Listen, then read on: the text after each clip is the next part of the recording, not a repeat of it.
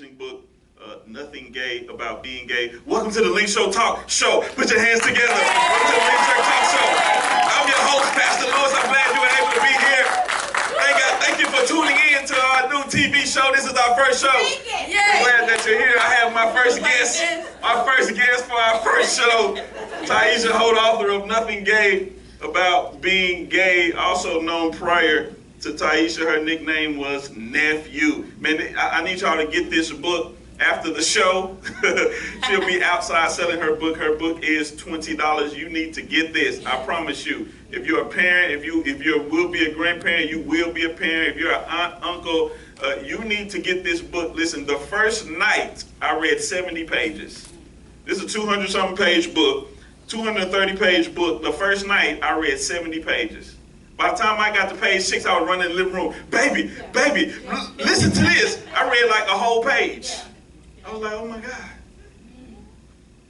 You need to get this book. It's so much stuff that we're not going to talk. It's raw. It's real.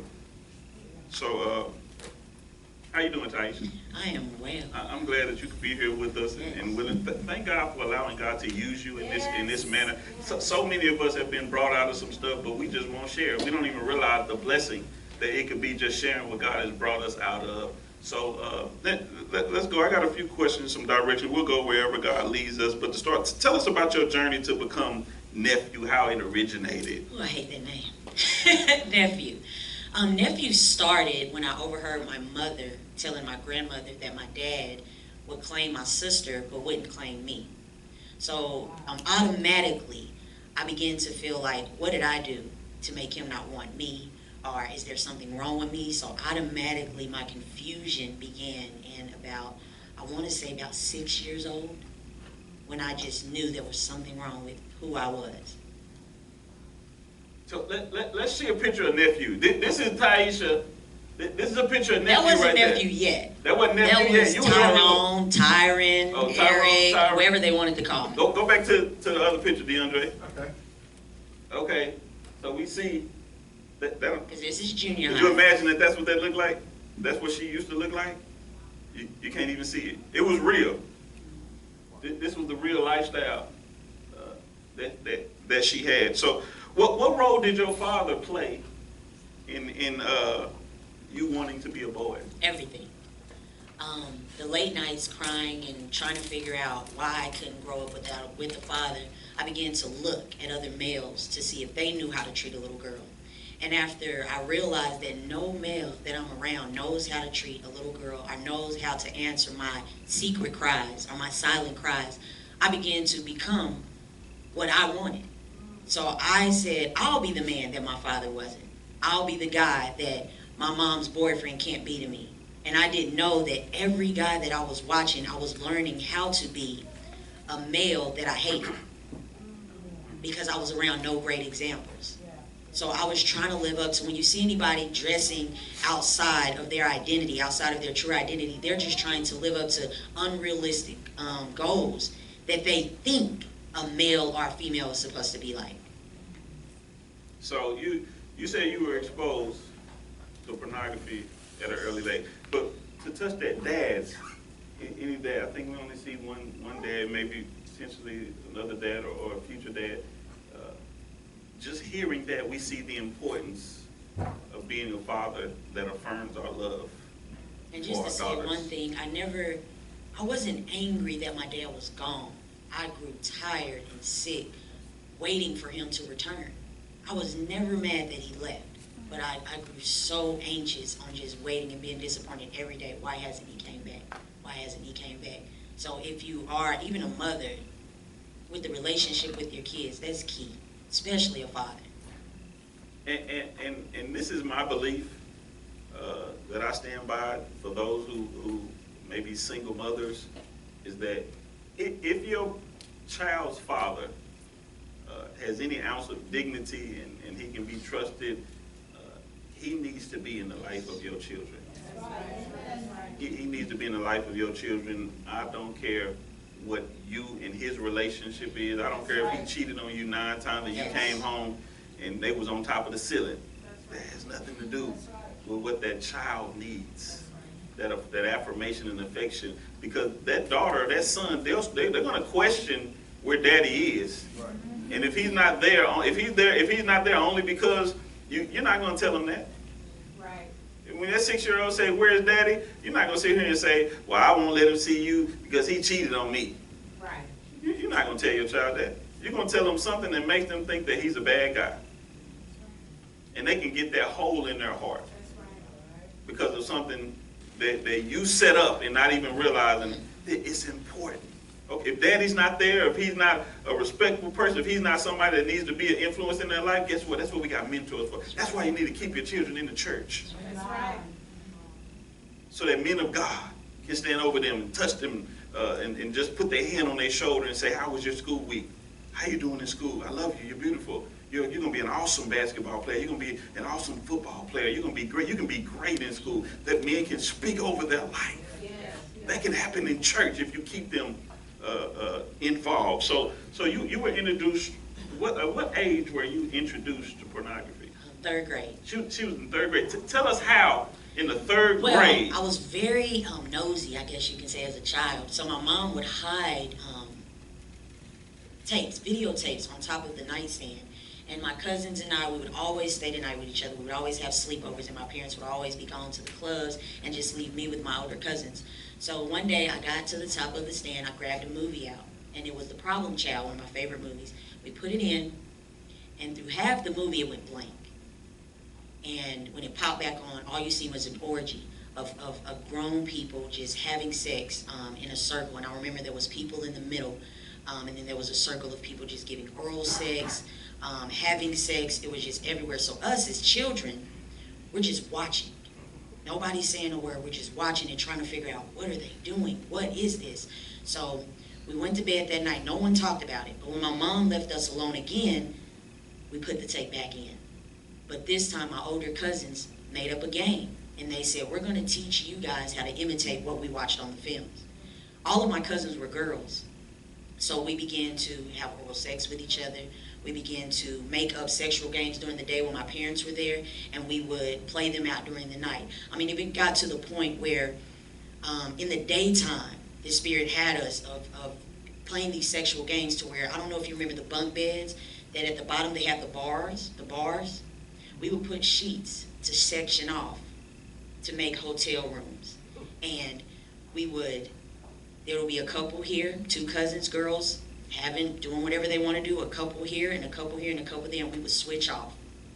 And that went on from 3rd grade all the way to 7th grade. Almost every day. Wow. For one, it goes to show us we have to be a lot more protective over our children than we maybe even think that we should. This was family. And I teach youth. I just did a book club with 13 girls, and I asked them, because one of the girls says, "You haven't hunched your cousin?" And I'm like, "Is this normal?" So I'm like, "How many of you have had sexual relationships with a cousin?" 12 of them raised their hand. And I said, wow, only 1. And it's still going on today. This was just about 3 months ago. So it's still going on today. So now your cousin is the same age, you can't even leave them together. And it's sad because it's family, but you don't know what a child is exposed to. And all they have to do is say something to your child. And they say, "Oh, try it." Or they don't even have to agree with it. They just do it. And don't even understand the position they're putting themselves in because it feels good. And they don't understand the feeling. Wow. You stated in the book that homosexuality gave you an identity. Explain that. Growing up, I didn't know who I was because I didn't have a father.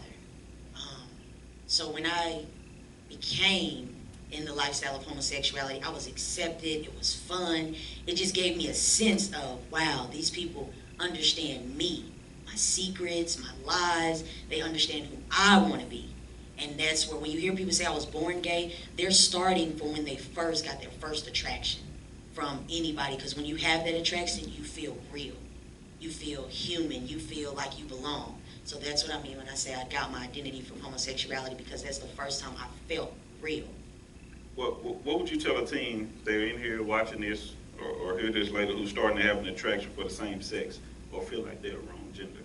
first thing I want to say, and anybody say to someone, don't tell them that what they're feeling is not real.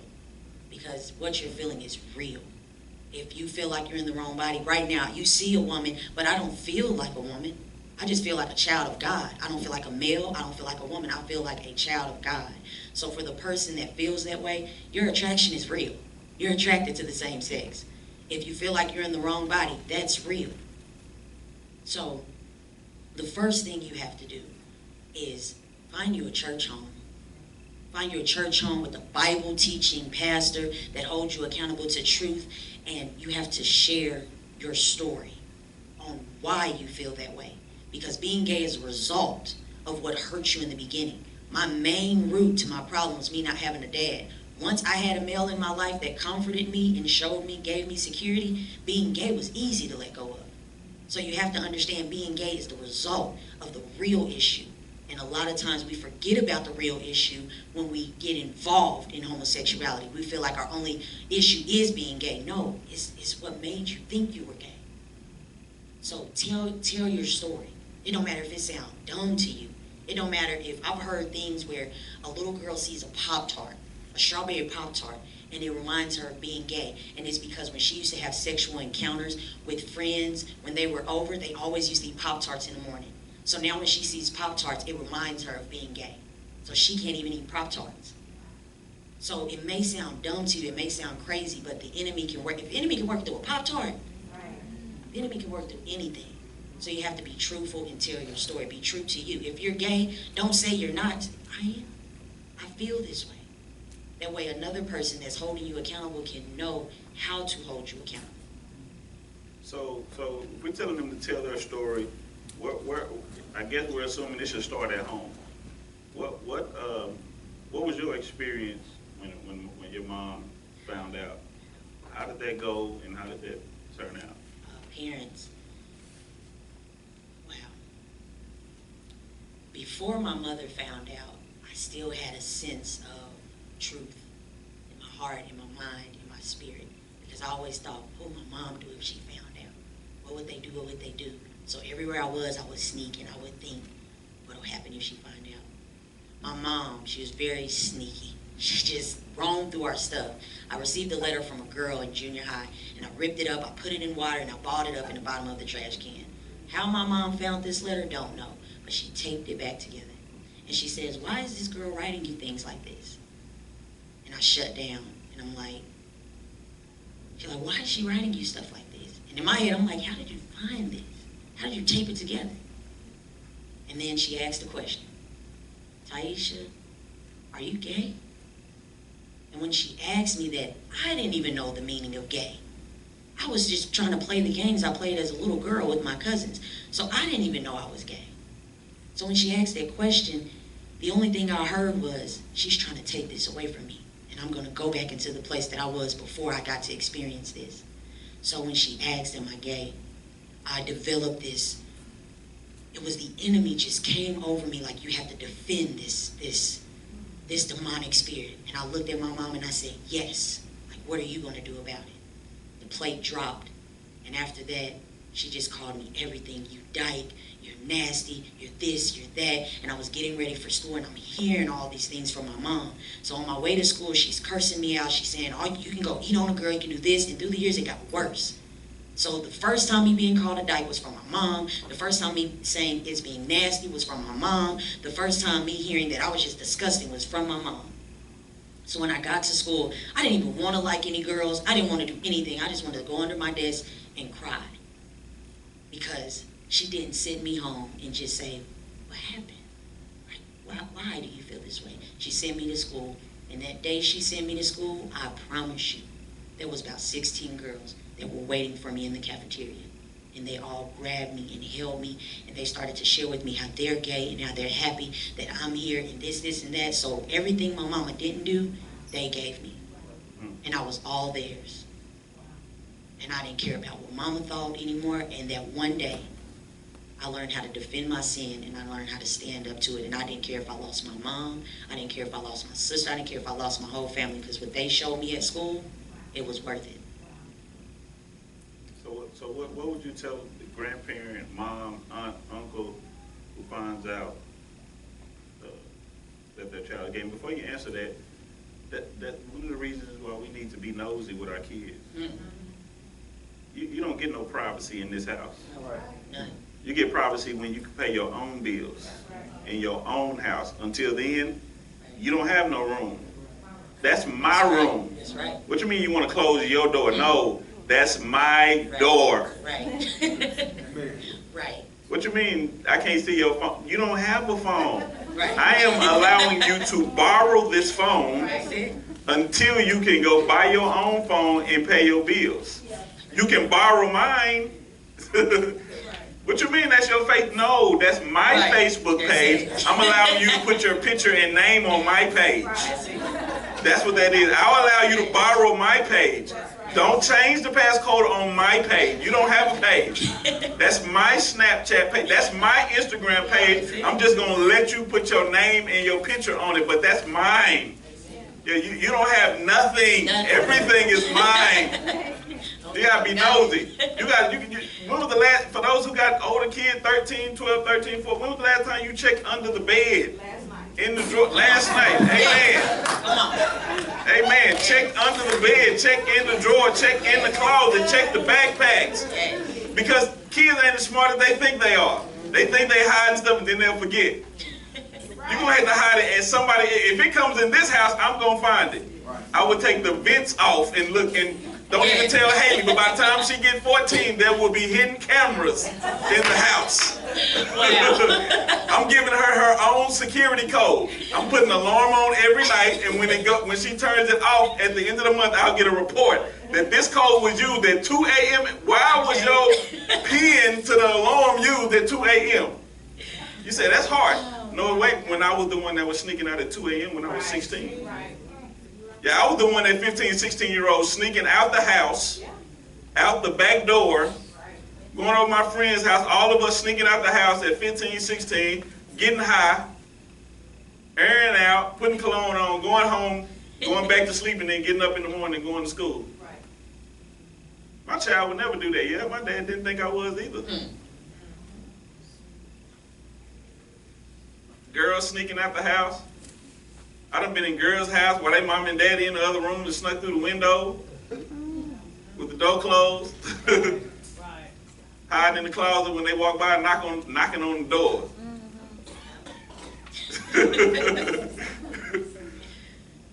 Yeah, they daughter didn't think they would do it either.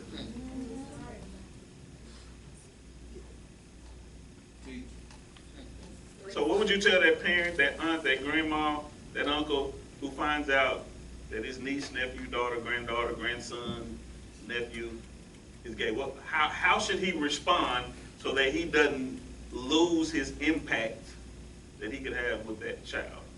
Well, it depends on the situation. If you find out from another individual, first thing you would do, pray. Go into your prayer closet and pray.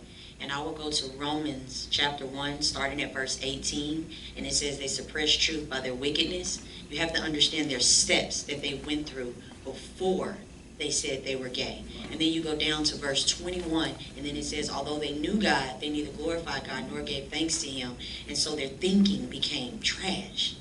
There's fruits. How you got to understand they already been through that part. Then you got to understand they already been through where God has given them over to their sexual immorality.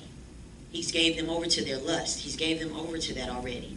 Then he's given them over to having unnatural relationships with the same sex. They've been through these steps. Then, when you found out, they're probably at the ultimate step where God has given them over to a depraved mind, where they do what ought not to be done. And that's where you, as a parent, grandparent, uncle, niece, whatever you are, you have to pray and you have to accept the fact that this is something they're going to do. It's something that they're going to do. If they're struggling with it, they're going to experience it. They're going to experience it. But it's your job, especially if you have a child that still stays in the household. Don't call them by a nickname that they tell you they want to have. Don't allow them to dress outside of their natural identity. Don't allow their friends, if their friends are gay, do not allow them to come to your house when they have people. Like if they have friends, your friend, y'all have to sleep in the living room. You can't sleep in a room. You have to sleep in the living room so I can watch you at all times. That's right. And another thing, have dinner with your kid. At least, if you don't do it every night, at least once a week. Talk to them. You'll find out so much if you just talk to them. They'll be talking about their friends, but really you'll be learning about them. Because if they hang with them, it's either something they're curious about or they're the ringleader of it. That's good. Point blank. So talk to your kids and accept the fact that it's something that they're going to do. And always have a place of truth and security. And parents, be prepared to lose your child mentally. You'll know who they are physically, but you will not know who they are mentally. Because the spirit is designed. It's not about same-sex attraction. A lot of people think that's the ultimate goal. The ultimate goal is to get that person that disagrees with what I'm doing to agree with what I'm doing. So it'll try anything. It'll pull your child away so you can say, well, I'll just bring them over for Christmas and Thanksgiving because I want my child to eat. No, trust God with your child. If she want to go with the demonic spirit, let her go. Because I promise you, anybody that's in homosexuality, when you really get into the lifestyle and you understand it has nothing to offer, you run back to the place of truth. And in my position, my mom didn't know how to do that. She fell into the manipulation. And my girlfriends were able to come to the house. So when I ran home to cry and get my head straight, that spirit just knocks on the door. And it come right back and get me. I didn't have time. So parents, I don't care what the spirit do. Trust God with your child, and you let your house remain a place of truth for your children. And listen to them. When they tell you stuff, listen to them. Don't say, no, that's not my child. No, listen. Listen. And so it lets us know that there is a method to how we have to deal with it if we find out one of our relatives. Yeah, so we can't choke that desire out of them. If you looked at that phone and saw, if it was a girl and you saw another girl with her shirt off, sending a picture, if it's a boy, saw him sending him a picture, your first mind says, oh, I'm fit to choke him, Quentin. I'm fit to choke. They choked. But as we can see, that's not going to work. But if they tell you personally, if you ask, you say, are you gay? And they say yes, take them to the scriptures and show them, ask them, do you believe in God and that the word is inspired by him? If they say yes, show them the scriptures. That shows that it's against the will of God. Let them read the scriptures. Don't read it to them. Don't tell them to them. Grab the Bible and show them. That way, they'll always carry truth. Because a lot of people in homosexuality, they have no truth. Amen. I had none. That's right. Amen. So your road to transformation, it started with an invite to church. You know, how important was that initial invite, to who you are and where you are? I had a friend, her name is Samantha. That was my road dog, my ace. She would always go to church. We would go to the club. We'd be in strip clubs. It don't matter what we did. She waking up going to church, and I'd be clowning her. I'm like, you can get shot. You'll be in church. Your oxygen tank. Like, we can do this. You'll be in church. I'm like, dang, you always going to church. She's like, man, cuz, you need to come, because he funny. She never tell me nothing about the word. She just like, man, he funny. Like, that pastor funny. So one day, she was like, come with me. I know you won't come, but just come. I'm like, man, I'll go. But I was like, I'll go to show people you can't change me. I'll fight the pastor. I'll slap the usher. I'll tell you off, and I'll tell you off. So let's go to church. That's my reason for going. So we got dressed. I act like I was going to the club. I put on my good outfit. J's. Walked in. But when I walked, as I was going to the entrance, I began to feel uncomfortable. Because I began to think, dang, there's nothing for me to hide my sin behind. I can't hide my sin behind anything. Somebody's going to say something. I didn't know at the time, but I began to feel conviction. So the closer I got to the door, I just wanted to run away. But I was like, what am I going to say if I run away? So as I walked in, I sit down. Long story short, this lady, she comes up to us, and she has a book, and she covers up the book, and she's like, y'all are women. You're women. And I'm like, we know. We women. And she like, you're women, this, and that. And I'm like, dude, I'm about to slap this old lady. She like, chill, kinfolk, chill. So she left, and she like, y'all are women. So I'm like, I know. And so then, to get her out of our ear, they're doing altar call. So that I'm going up to get prayer. As I'm getting prayed for, the man thinks I'm a boy. So he's like, Lord, help this young man. This young man needs Savior. And I'm like, well, where he at? So that was my first time being ashamed of being a boy, because I was thinking that this man of God should have seen this little girl. He should have seen her. But he's seen a boy. I don't want to be a boy. And he just kept praying. So I'm tapping my friend, like, listen to him. But she thinking I'm shouting. So she's like, girl, God is good. And I'm like, no, he think I'm a dude. And so the lady, we're leaving out. And the pastor, he says, hey, you come here. And I was like, go on up there, Q4. And she happy because she walking up there. Because she been going to the church. He like, no, you. I'm like, oh, this is my time. I'm about to show out. This is it.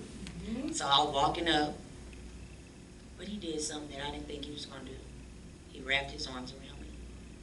And I've never let a man get like this close. No, you're not sitting this close to me. You're not touching my shoulder. You're not getting close to me. He wrapped his arms around me, and I didn't know at the time, but it was just the love of God that concealed me. And he just told me, you're beautiful. Do you know you're beautiful? Do you know how beautiful you are? And he just kept saying all these things. And I'm just in his arms like, I don't know what's going on. I don't know what this is. And I'm looking like a boy. And at the end of our conversation, he goes, what's your favorite basketball team? And I'm like, shoot, LeBron James. I'm a one-man fan. I like LeBron James. I see. And he says, well, LeBron just changed teams. What do you have to do? And I said, change uniforms. And when I said that, I was just like, oh, man, I got to change my life. Shoot, I done got set up.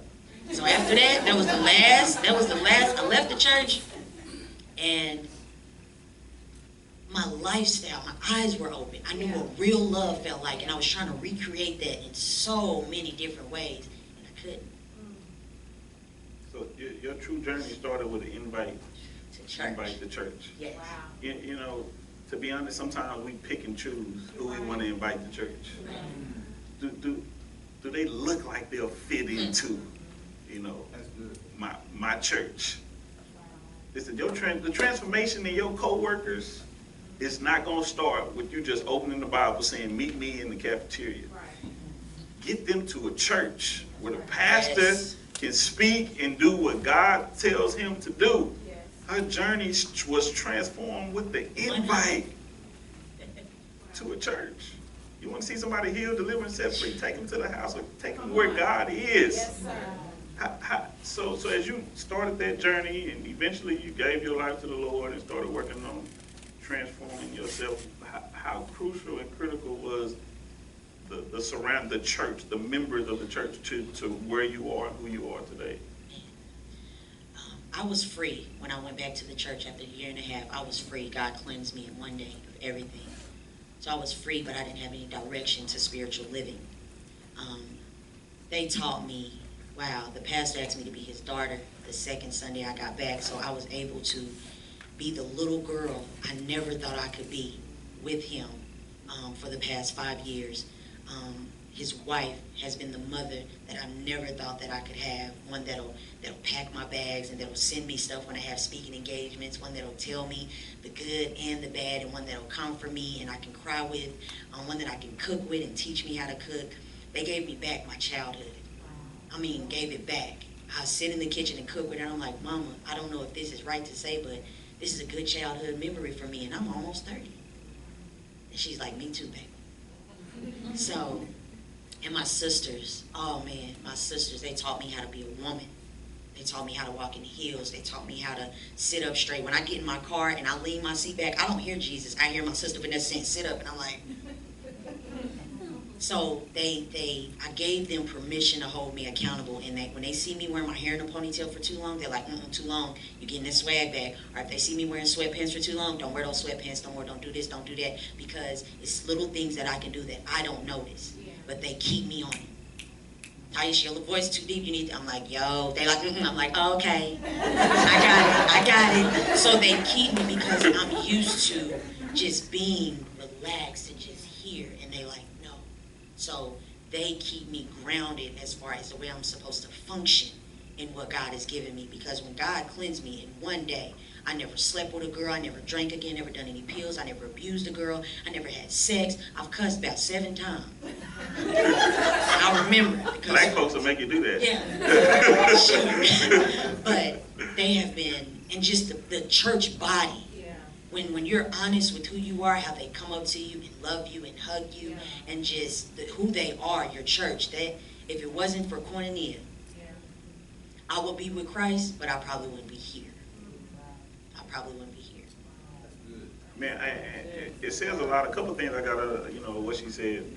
One, God knows where He can send the person that He wants to get delivered. And if the Link Church, if we want to be a church that God can send some broken, hurt, and wounded people to, we gotta be able to put ourselves in a position where we can help and aid that person. Not look at them when they come in, see that they're different, but love them, walk with them. We got to be able to hold people accountable. We got to be able to know who the babes are and cover them. Be their aunts, be their spiritual aunts, their spiritual uncle, their spiritual mom, their spiritual dad. We got to be the initiators. And my church people helped me realize, because for a year and a half, I struggled. Oh, I used to go in the bathroom and cry, especially when the ladies at church would hug me, kiss me, and all that. And I used to be like, because right when they hug me or give me a kiss in the back of my mind, I'm like, I know what I can do to her, I know what I can do to her, I know what I can do to her. And they didn't know. And especially when a lady is praying for me and she have her cleavage out and I'm looking up like this. She's think I'm in the spirit, but I'm like, I'm trying not to look at your breast. And for a year and a half, it was hard. I mean, hard. But I had Christ. And it wasn't until my sister invited me to her house. And she goes, Tyeesha, hand me that bra. And I'm like, all right, here. She's like, girl, you can look. And I'm like, mm-mm. But it was beautiful. Because when I looked, I didn't have no thoughts. I didn't have no bad images, anything. And I said, sis, I'm not gay no more. And she said, I know. And I'm like, well, how you know? And ever since then, now me, myself personally, I don't prefer to be around naked people because I'm like, I don't put myself in situations, but I have been. And when I say there's not one desire or crazy thought in my mind, in my flesh, anywhere, and it's because of her. God used her and put her in a position to know where I was before I knew. And man. So God needs us.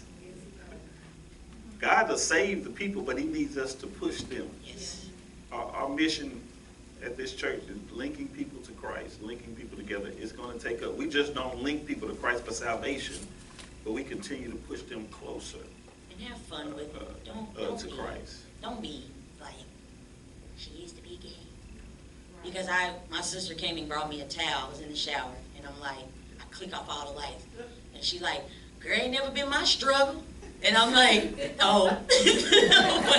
So it's like we laugh about certain things now because I'm not gay. And she's like, don't nobody want to see you. Ain't never been my struggle. And I said, mine neither. And so don't be like timid or making them think you're looking like, don't be doing gay stuff around her. Don't be, no. Be you, but be mindful. And something she said as well is she allowed the people that God put around her in the church to hold her accountable. That's good right there. I don't think you can grow if you don't allow somebody to hold you accountable. Right. For one, they can't hold you accountable if they don't know what you're struggling with. Does that mean that every person got to stand up in front of the church and tell 200 people, hey, y'all, I just want y'all to know this is what I struggle with every weekend. They don't need y'all to hold. No, you just find out who in this ministry God has placed to look over you in that area. If you're in a ministry, your ministry leader should be somebody that you trust enough that they can know what your struggle is, and you can say, hold me. If you're a newborn, if you're a young Christian here, here's a challenge for you. Find somebody in this, I don't care who you are, everybody, young, old, strong, find somebody in here in this church. If you're a member of this church, I want you to find one person. If you don't know who it is already, start praying and say, God, show me somebody in this ministry who can hold me accountable, who I can tell my struggle to, who where if I miss 2 Sundays, they're going to call me. I know one person that's going to call me for sure if I'm out 2 Sundays that's going to say something's wrong with me. And the person that can hold you accountable, they can deal with your attitude. Because I'm still hard-headed. Still hard-headed. If they can't deal with your attitude, maybe they're not for you. But yeah, because I'm tough. So everybody needs somebody to hold them accountable. That's a challenge for you. Whatever your struggle is, find somebody, if you're a member of this church, who can hold you accountable and who can know what you're struggling with and who can pray for you. I'm a pastor, and guess what? I got a pastor. I have a man. My pastor at Koinonia Christian Church Dr. Ronnie Goins, he holds me accountable. He's the person that can call me and ask me anything about my marriage, about I'm struggling. Hey, you been looking at anything? You been texting any girls you shouldn't have been texting? I've given him that authority to ask me those things. So lastly, if someone in here, someone maybe watching, you kind of dealt with this in the beginning. What are some steps? You said they need to start off with a church home. What are some other things that you just think that this is critical? This is what you need to do now. If you're struggling with this and you want to come out, you don't want to feel like this, what should I do? Find a church home. You have to tell someone that you trust to, and again, it goes back to your story, getting an understanding of the position you put yourself in spiritually and the position that you had no choice to be in, what made you go to homosexuality. So it's all in learning the patterns of your story and understanding why you made the decision. That's your first goal. Why do I feel this way? So, Tyeesha Holt, give God a hand for her.